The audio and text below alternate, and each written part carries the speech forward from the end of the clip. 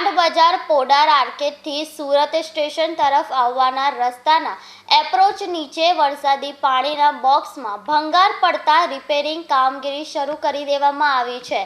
સૂર્યપુર ગરનાળાનો ઉપયોગ રોજના લાખોની સંખ્યામાં વાહન ચાલકો કરે છે, ત્યારે ભૂવો પડવાની સાથે ગઈકાલથી રિપેરિંગ કામગીરી શરૂ કરી દીધા બાદ આવતીકાલે સાંજે 7 વાગ્યા સુધી આ કામગીરી ચાલે તેવી શક્યતા છે.